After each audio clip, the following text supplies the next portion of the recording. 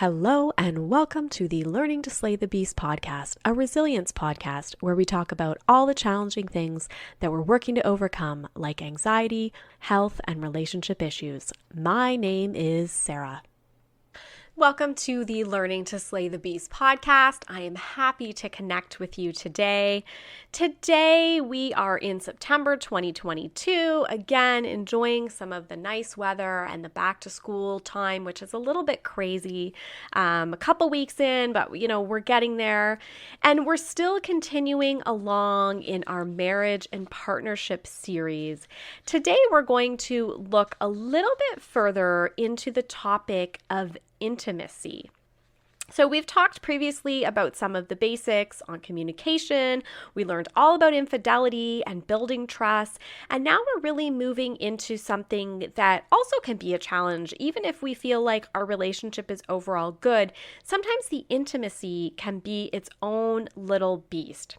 So I'm happy to dig into this a little more, into this important relationship partnership series with Dr. Alexandra Stockwell.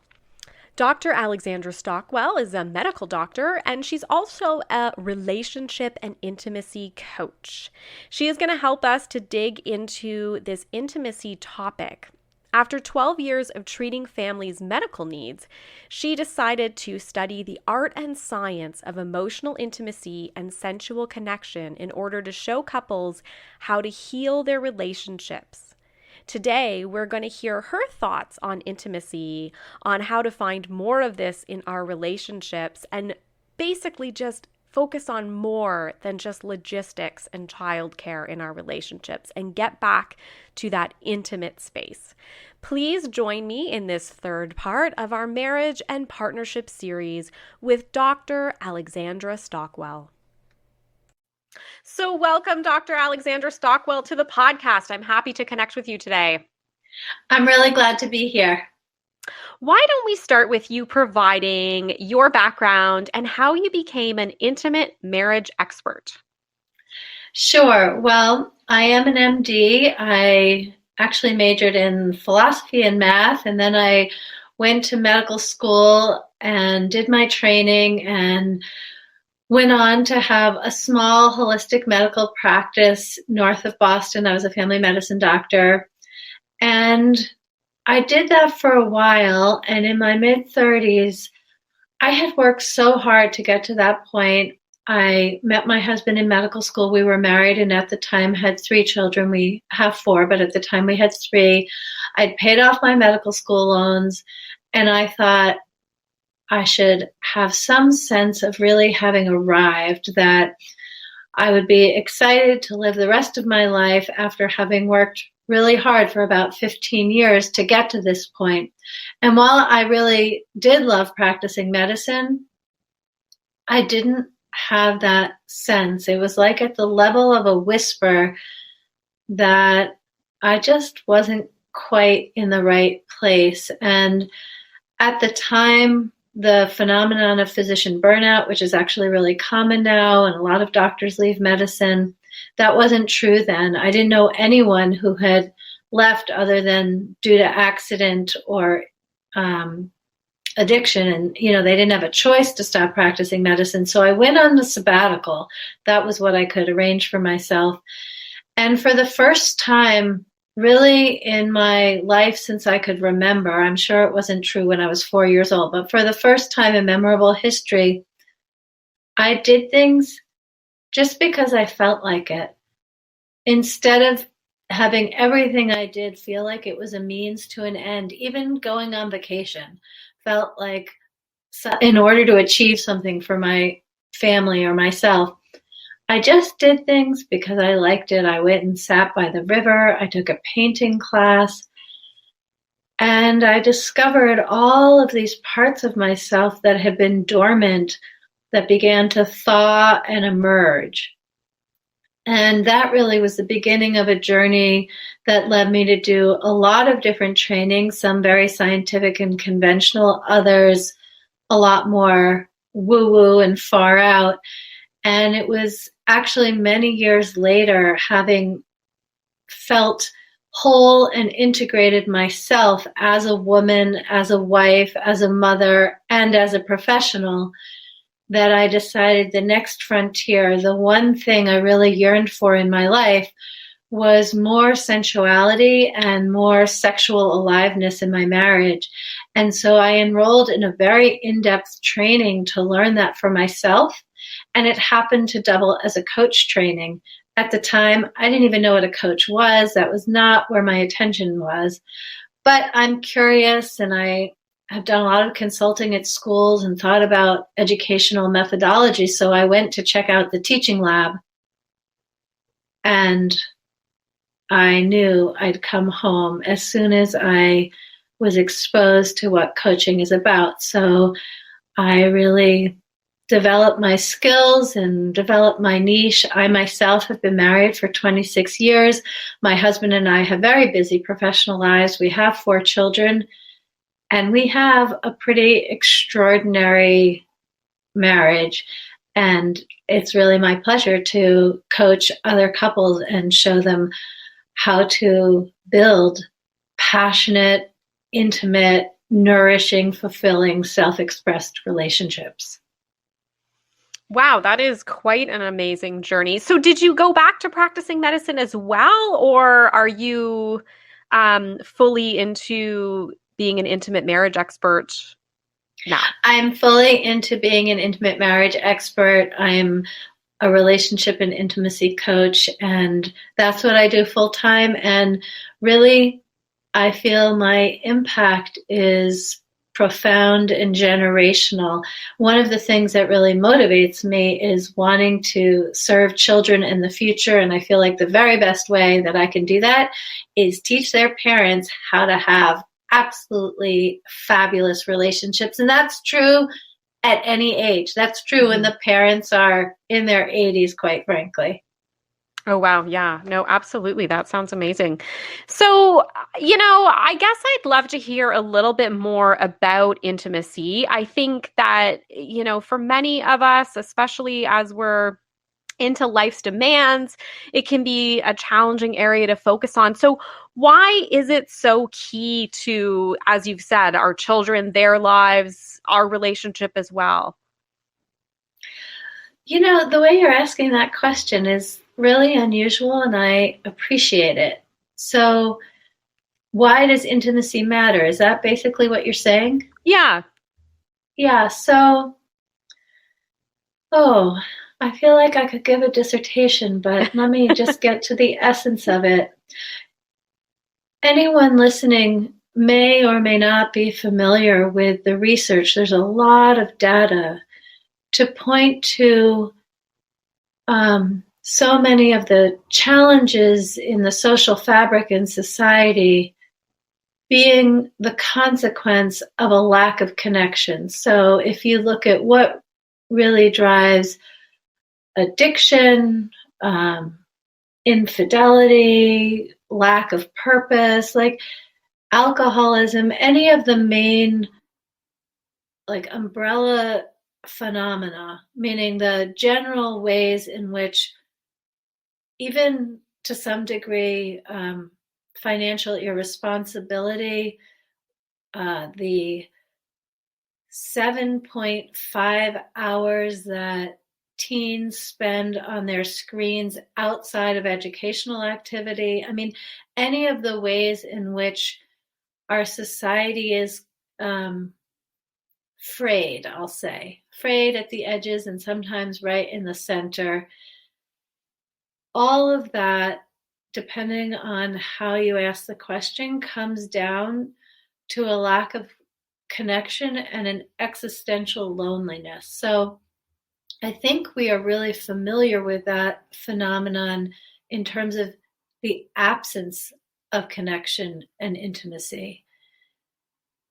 My real focus is on the positives, what it actually brings. And I responded in terms of connection. You asked about intimacy. And let me just say that connection, of course, is something that you can experience with anyone, not just a spouse or someone you're going to be sexually and sensually attuned to. But I think of intimacy in a similar way. So maybe what I should also say is there are many kinds of intimacy. And when I have just spoken about connection, I'm really talking about what I would call emotional intimacy. And then, of course, there's sensual intimacy, sexual intimacy, erotic intimacy, and many other kinds of intimacy as well. But those are the ones to talk about today. So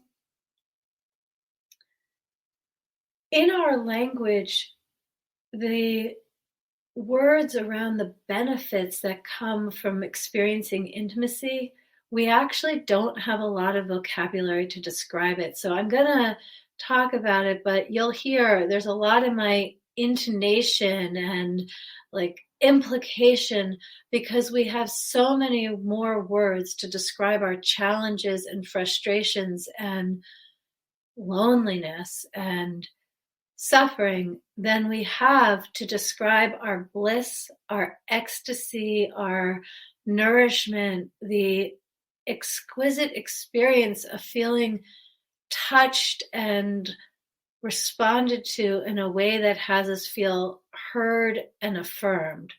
So before I continue, anything you want to say? No, I think that's making a lot of sense, like that link to connection. And then I appreciate you mentioning like the different types of intimacy because it is a word that I often think of sort of in that sexual, sensual way, but you're right. There's so much more to it. So I think those were great clarifications. But yeah, go ahead. Absolutely.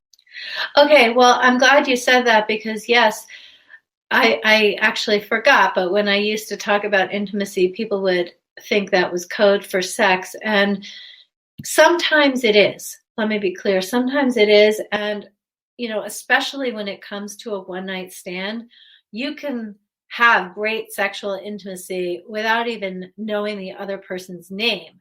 But when it comes to a long-lasting, beautiful, passionate marriage, we don't actually have access to sexual, sensual, erotic intimacy without having emotional intimacy.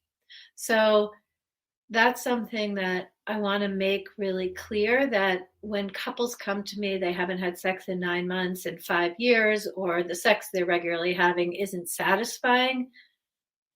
Almost always the coaching process begins with reconnecting emotionally, both because that's necessary to be able to discuss the other stuff without it being too awkward, but also because honestly, 75 to 80% of the time, when I guide a couple into a much richer, nourishing, satisfying emotional intimacy, the sex just takes care of itself. But when we aren't really deeply connected emotionally, we have protective walls up, and there's no magic switch to flip when we get to the bedroom, such that then we can be self-expressed and fully present and sharing our bodies if throughout the day we're not really sharing our souls. Now, I do not mean nonstop talking. That's not my point at all. But if there's something that we can't express to a partner, or we feel we need to dial down, we're too much, or our spouse isn't available to really connect with, it is very hard to have good sex. It's basically impossible to have truly fabulous intimacy in the bedroom when that is the case. In fact, I enjoy saying that when it comes to a long-term relationship, everything which isn't sex functions as foreplay. Every moment, even if it's to a micro degree, either brings you closer together or drives you further apart. But if I return to your question about why is intimacy important, this is, with all that kind of context created, this is the bottom line. When we feel passion and emotional and sexual intimacy, and it is nourishing and expansive and tender, all of life is better. In fact, my mission in doing this work is because I deeply believe that when everyone or most people has access to really fulfilling intimacy in an intimate partnership. It's not that I think everyone should be partnered. I'm just making this point in a little bit of a dramatic way, but let me just say that everyone who chooses to be partnered and has a sexual partner, that when that experience is nourishing and contributes to feeling whole, and you learn how to participate in that relationship in a way that has you feel really like a whole integrated person, that has a ripple effect of the most immense proportions. It greatly, obviously, the relationship itself is more gratifying and fun and nourishing, but parenting benefits, all of your interactions with anybody else in your life benefits. And I happen to think that many of the big problems in our world resolve and others are more easily managed when people genuinely know how to create connection which honors all of the participants that are in that connection. And so in the case of a heteronormative monogamous marriage, that's learning how to do that with your spouse, and the skills translate without making every interaction sexy. Like, they translate with a lot of healthy normalcy, but having a rich, gratifying, intimate marriage is like accessing a whole other kind of oxygen that benefits all of life.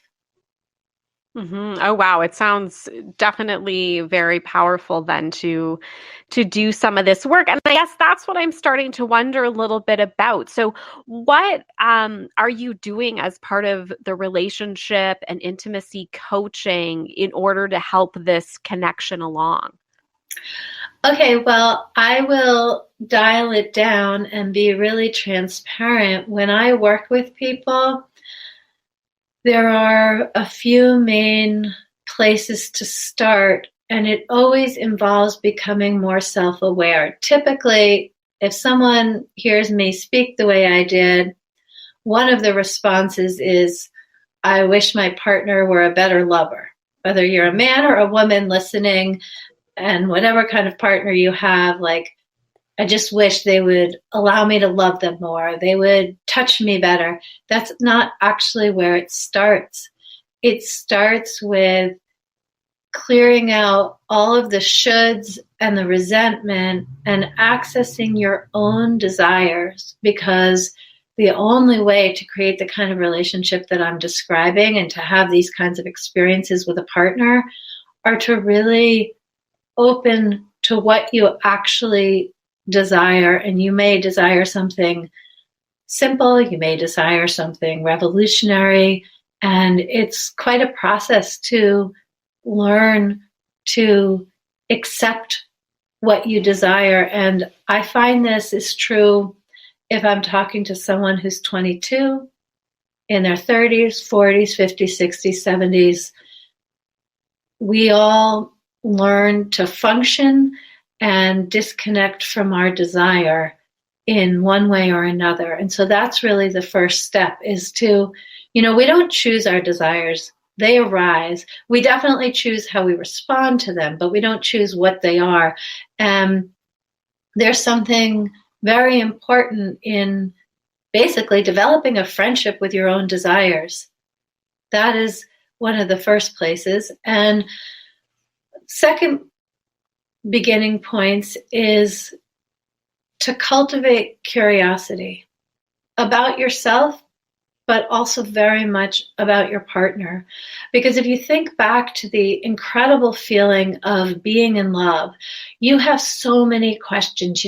Where is that scar from? And what was your second grade teacher's name? And are there any vegetables you don't like to eat? And if you could live in any country in the world, what would it be? And if you didn't have the profession you have, what else were you intrigued by? Like, we just have so many questions when we are filled with the feeling of being in love. And then as the relationship matures, we don't have as many questions because we already know the answers. And also, there comes a familiarity, a stability, a security, which is really beautiful. But it often comes at the cost of being really curious. So when I'm coaching a couple that has been together for 10 years, 23 years, whatever it is, one of the most powerful starting points to reignite passion is to cultivate curiosity. And specifically, what I mean is ask open-ended questions, questions that don't have a right or wrong answer, that are not multiple choice, but like, what was the most gratifying part of your week last week? What, if you could change one thing in our life, what would it be? Or it can be more whimsical things like if you could have dinner with any celebrity alive or dead, who would it be and what would you ask them? It doesn't matter if your questions are spiritual or serious or relationally oriented or humorous. But the main thing is to then listen generously to the response and make sure you're only asking a question you actually want to know the answer to. And that already just opens up more intimate energy. And so what I'm really talking about is accessing the intimate, connecting energy in conversation and then letting it simmer and bubble up in the bedroom as well. But when I'm talking about the kind of relationship we're describing, that work does not actually start in the bedroom. Yes. Okay. That makes a lot of sense, honestly, because I can imagine if you're a couple that is, super busy or running the kids all over, you're doing your job, you're doing all those things, and you're not really spending those intimate conversations and having that time together, that then that could translate into more challenges in the bedroom. So I can see that all of that connection comes together. Yes. In fact, there's a study that has shown that typically it's less than 4 minutes a day that couples communicate about anything other than logistics, kids, and pets. And so cultivating curiosity is actually a pretty easy way to just expand how much of the attention you have with one another is on what's happening between the two of you. Okay, that's great. And that's interesting. 4 minutes is not very long. Um, so, one of the things that I wondered was around tools. So, in doing some of this relationship work, I mean, you talked about having conversation. What about when we're trying to do that self-awareness? Is it required or suggested to do like journaling? Is that a way to get to some of that self-reflection on what we're desiring for ourselves? Absolutely. Journaling is excellent. And so let me think of some good prompts that, would be relevant as we're speaking. One might be the kind of intimacy I want to be experiencing is, or the thing about intimacy which scares me is, or if I opened myself up to intimacy, I would. Those are some things to start with. However, not everyone likes to journal. So, other ways to open in this way is, first of all, just notice what your thoughts are. Because if you're not experiencing the kind of relationship that I've been describing, whatever your own version of that is, then you probably have a lot of judgments of yourself and or your partner. And so just taking inventory, what are all of the shoulds? How do you think you should be feeling? How do you think you should be treated? How do you think you should be treating your spouse? And how do you think your partner should be treating you.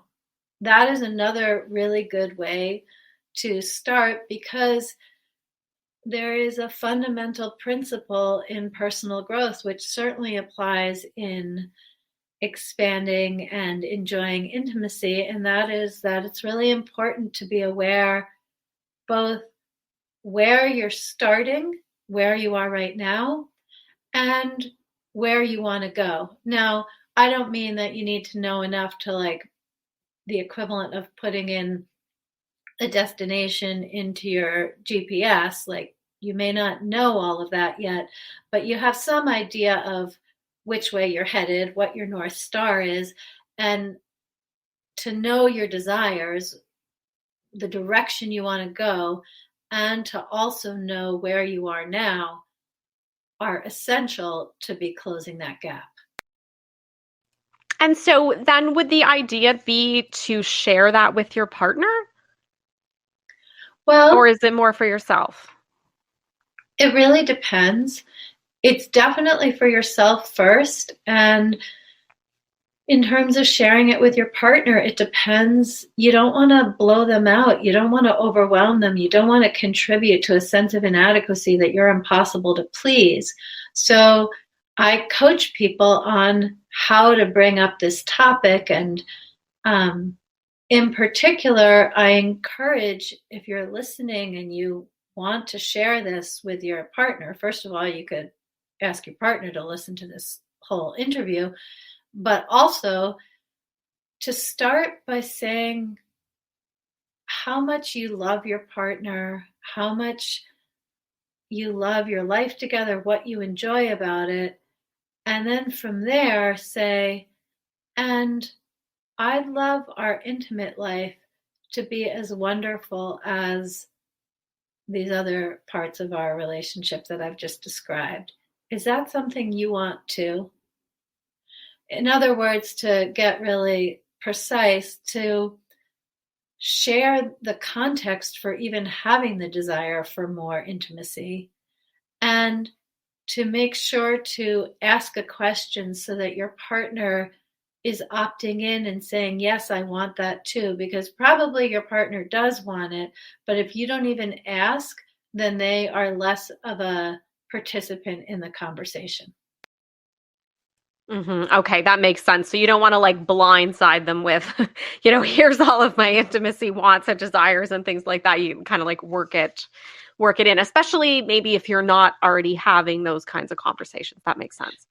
Yes, exactly. And I coach a lot of people who are extremely competent in their professional lives and used to moving quickly, used to being very good at problem solving. And so I really break it down in the way that I have been in this conversation, but even more so, like, not to give people a script. I'm not interested in providing scripts because I want them to feel what they're talking about and be connected, and not just a script that you can memorize, but to give very precise principles. I think one of the places this comes from is my husband, whom I met in medical school and is still a practicing physician.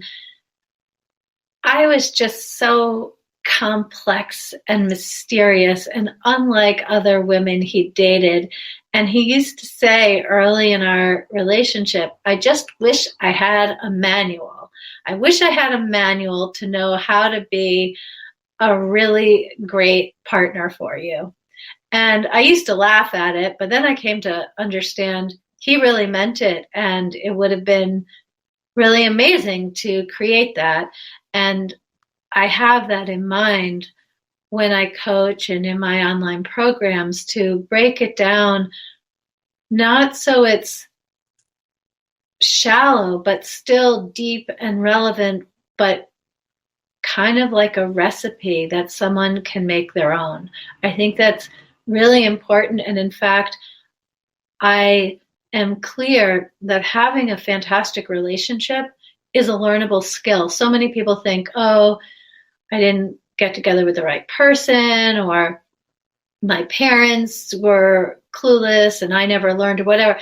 The fact is, having a fantastic relationship is a learnable skill. And the main issue is that people lack the education, which is why I so appreciate you focusing on this topic today, because there is so much that can be learned. And I actually identify as a teacher even more than as a coach sometimes. Mm-hmm, mm-hmm. Yes, absolutely. And I guess I'm wondering, so I'm doing a series on marriage and partnership, and in our last episode, I spoke with a relationship coach a lot about infidelity and healing in that area within a relationship.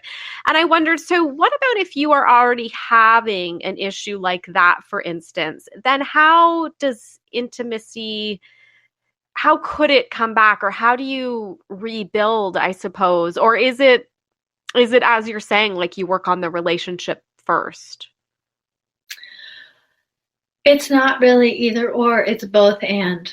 Mm. So it also depends on the context for the infidelity. There are people who cheat where in their mind the relationship is already over, and so they're having some extracurricular fun. That is one scenario where it's very different than a couple where they actually both are totally committed to the marriage and staying together, and the person who cheated had no intention of blowing things up, probably would have been happy to just have it remain unknown and continue participating in the marriage, until the end of their lives. That's a super different situation. And I'm just, naming two contexts, but I think what I will say is that typically when there's infidelity, the person who did the cheating in some way had, or I won't say typically across the board, but for the people that I coach, the person who did the cheating in some way wasn't getting their needs met in the relationship. And I don't mean sexually particularly, sometimes, but definitely not always. But if they want more attention, or you know what, I'm not going to make a whole list, but there's something that isn't working. And the same way that someone who's an emotional eater, when their feelings are hurt, they eat, and someone else, when their feelings are hurt, will drink, and someone else, when their feelings are hurt, will watch Netflix for hours on end instead of doing something else. Others will seek sexual experiences with someone else. Am I saying those are all equivalent? Am I endorsing or giving permission? No, but I am clear that really growing intimacy in a marriage requires a lot of much deeper compassion and seeing someone for who they are, and not wishing that they were different, because it's not possible to be intimate with a fantasy. You have to be intimate with the actual person in front of you, with all of their often unconscious yearnings. And likewise, the person who's been cheated on has to really navigate what comes up, because in addition to the shame and the incredible pain and often rejection, there's also other wounding that arises which was not caused by their spouse cheating. And all of that needs to come into the arena. Okay, so there's a lot of work. Like there's the relationship piece as well, and then all of the layers here that you've kind of just described too. So yeah, that makes a lot of sense. Yeah, and the thing about healing from infidelity, or honestly any other deep emotional pain, is that it has a life of its own. So a couple can address it and really fully work it through and move on. And then 6 months later or 6 years later, this thing will flare up again. Like, that's how emotional memory works. So whatever the context, whether it's recent revealing of infidelity or a marriage which actually all of their friends look up to and think is really great, but one or both of them just feel a little lonely inside, or it's actually a pretty good marriage and they want to know how to have more, how to have their experiences together just be really more, how to go from good to great. Regardless of which scenario it is, we're going to start with self-awareness, self-compassion, and doing the work to open to really see, perceive, and accept who the partner is. And I know what I'm talking about may sound like a complicated, drawn-out, intricate process. It actually is very efficient. It just takes both people relaxing enough to open to another perspective. And it's always astonishing to me how quickly long established patterns can shift when another perspective is said in a way that both people can hear it. And there are times when I might even be saying what one of the spouses has been saying for a while, but it can be heard differently when it comes from me because I'm neutral.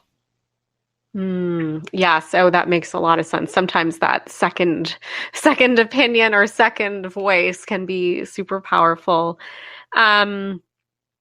Okay, that's great. And do you ever run into where, and I know I've spoken to some of the other interviewees about this too, where one spouse is maybe more willing to get involved in the coaching? Do you ever coach only one spouse, or do you have ways that you sometimes are more able to draw in the second spouse if they're reluctant or partner? Great question. Yeah. So I do definitely sometimes work with one spouse, and it's always so incredible for that person to experience when they really do the work and have their attention on themselves.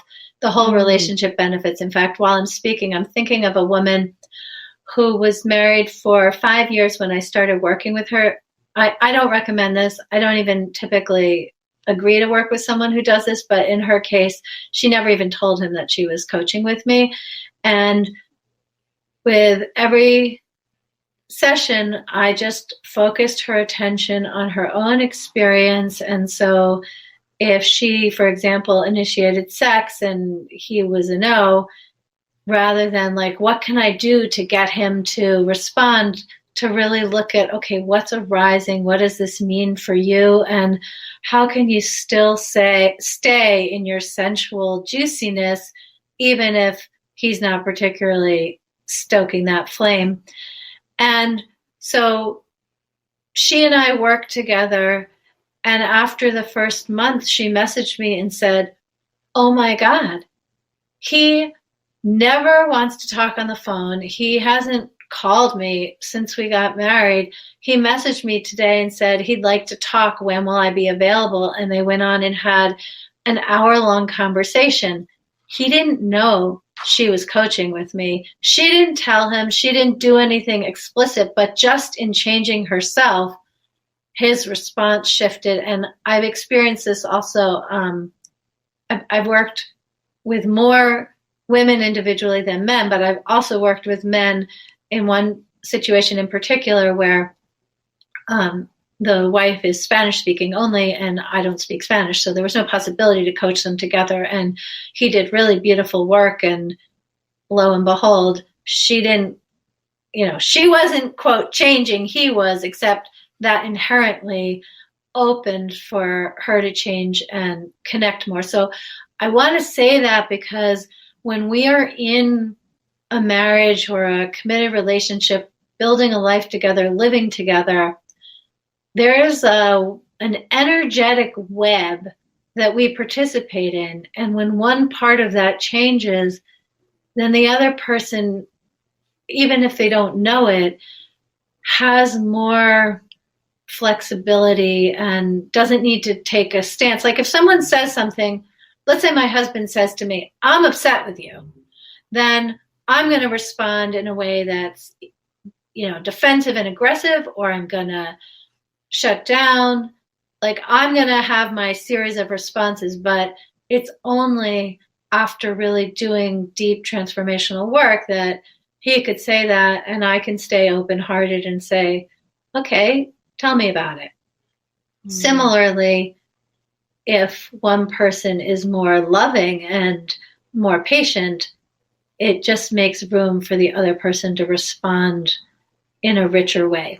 But to the other part of your question, so now I think it's both because of who I am and how I speak, and also very much because the times are changing. I have a lot of men reach out to me. It used to be when I started coaching that it was always the women who would reach out to me. So in the time when it was always the women who would reach out to me about coaching and wanting to find out where to get my book, things like that, I had many women say, I'm really interested, but my husband isn't. And so I would say, okay, well, ask him if he's open to a 15-minute conversation with me. He doesn't need to commit to anything other than one conversation with me. And they didn't always say yes.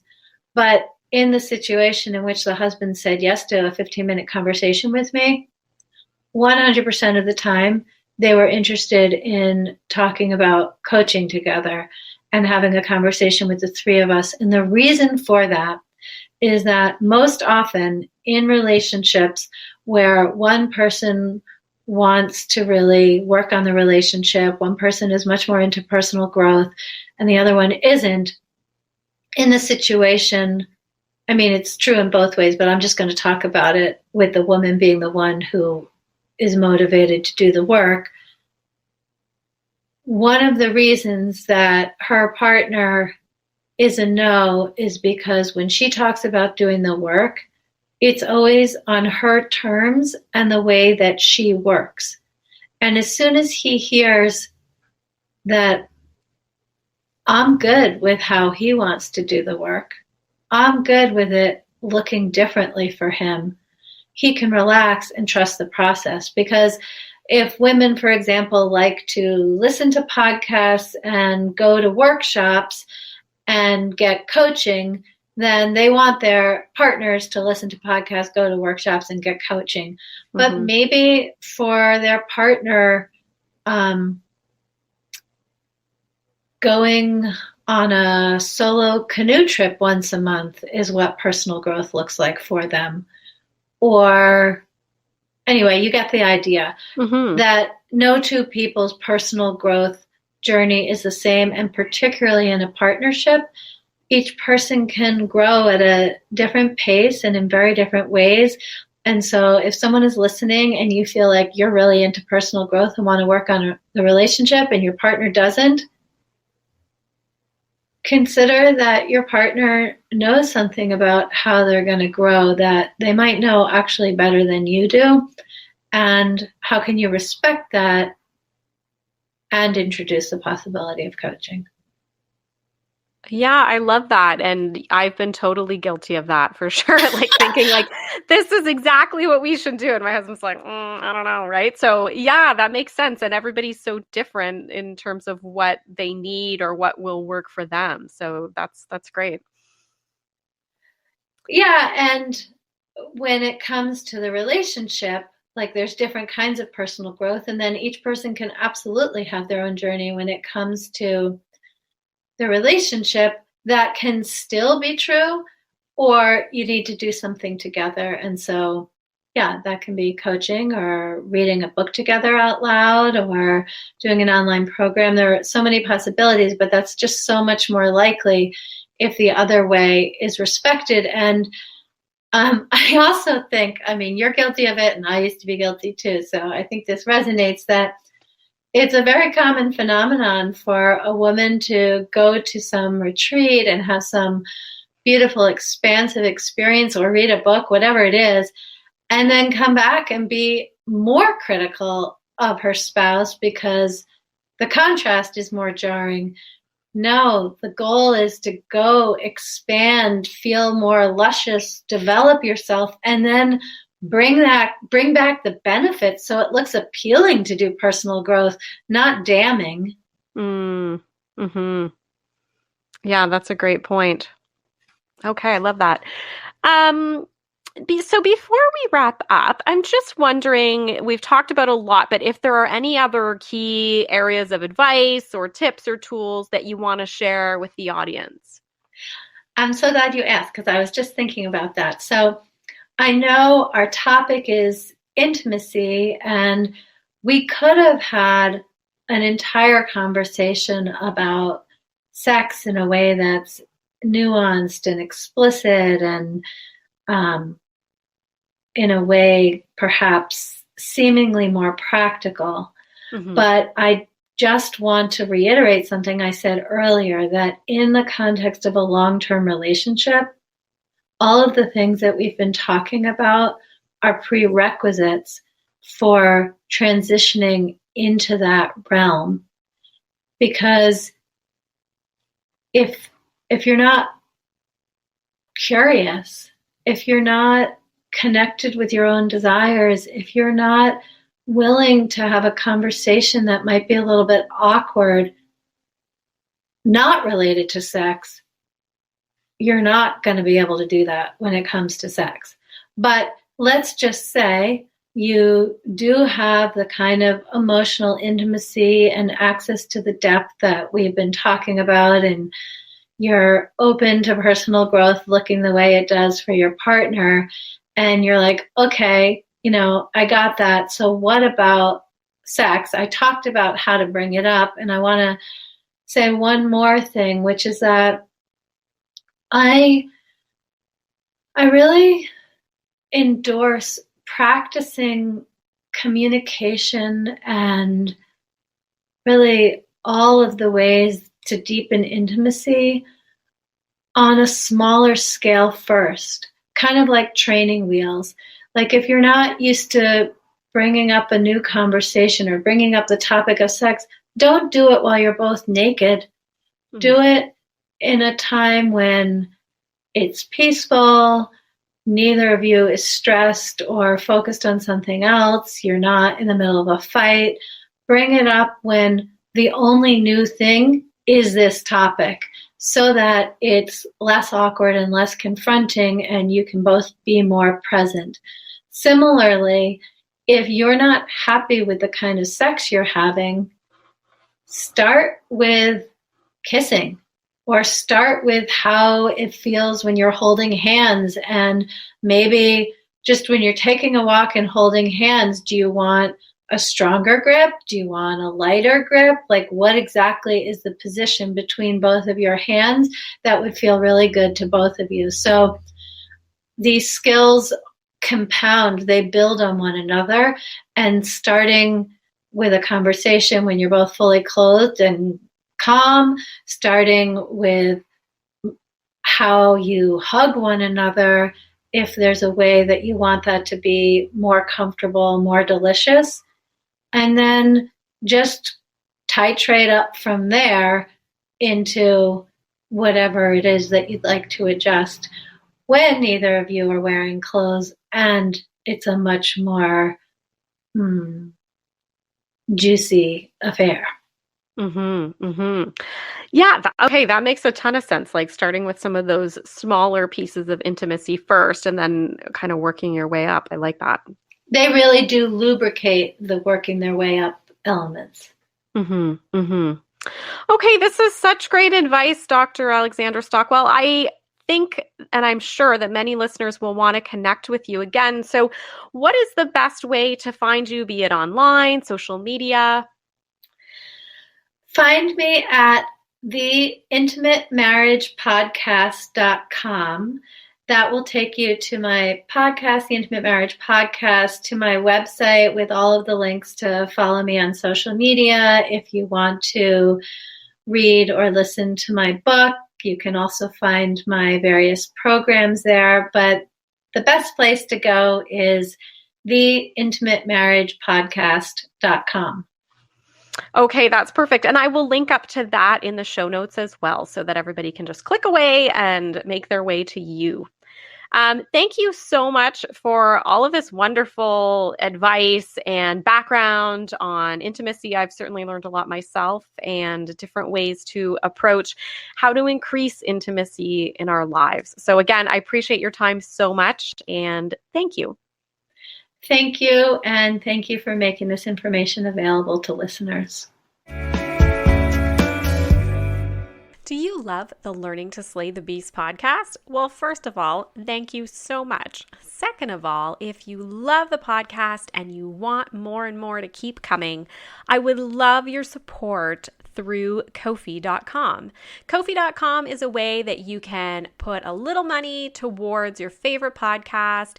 It can be as little as a few dollars, one time, bunch of times, whatever you feel that you can give. And it helps to cover all the costs that go associated with podcasting. So if you would like to support this podcast, please consider donating through Ko-fi.com. You can find the link in my Instagram feed under Linktree. It's at Sarah Lady Gluten, or you can visit Ko-fi, ko-fi.com/learning to slay the beasts. I appreciate your support, whether you can give or not. Thanks so much for listening. Thank you so much to Dr. Alexandra Stockwell for her conversation today on intimacy. She's a relationship and intimacy coach and an intimate marriage expert. And you can find her so many places online. Probably the best place is alexandrastockwell.com. You can also connect with her on her own podcast, the Intimate Marriage Podcast.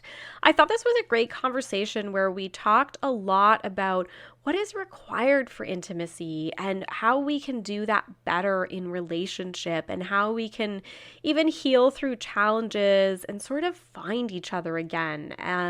We often think of intimacy as thinking about sex, but there's so many things beyond that really we got into in this episode and was so helpful. And I think I definitely want to learn more about all of the things that she's talking about in terms of meeting our emotional needs and then that link with our sexual intimacy as well.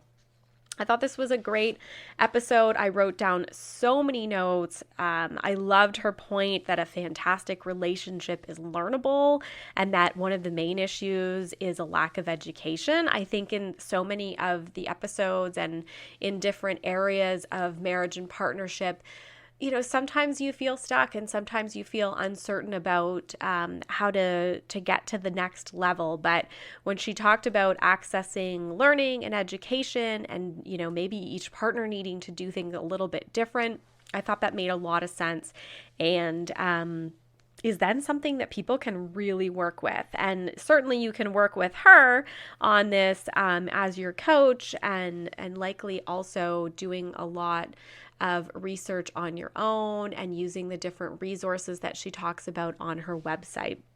So again, I really hope that you're enjoying the series on marriage and partnership. This is such an important relationship in many people's lives that especially once we have kids and we get really busy, we don't always put the time and effort. And before you know it, you're far into a relationship and you're still haven't maybe worked everything out or gotten to the part where you're feeling the most comfortable or the happiest that you could. So it's definitely great to check in with a series like this and really start thinking about where you're at. Maybe you can do some journaling around the episodes and reflect on your own relationship. That could be a really interesting way. Also, certainly, this is not meant to be professional advice. really just a conversation around marriage and partnership. So if that journaling does lead you into thinking that maybe you do need more help, seeking out that help through a professional therapist or a couples counselor could be really beneficial as well.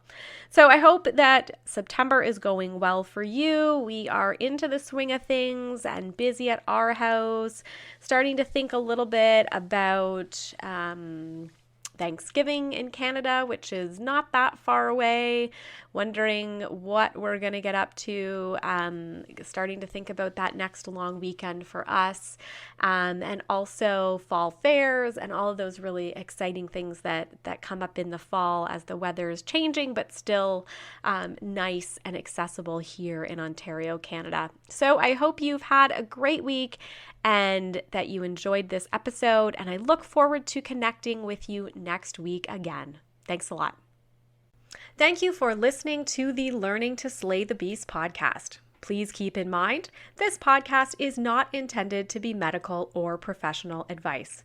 If you'd like to hear more from me, you can follow me on social media, Instagram and TikTok at Sarah Lady Gluten, or Facebook, Sarah_gluten-free lady.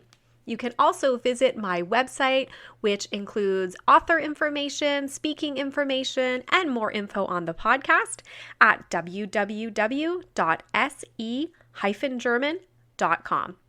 If you like the podcast, please feel free to review the podcast on your favorite platform and also subscribe, because it means that it will show up for you every week on your favorite podcast platform. Also, we've just started to have the ability to support the podcast. You can find this link in my Instagram bio or visit Ko-fi, ko-fi.com/learning to slay the beasts.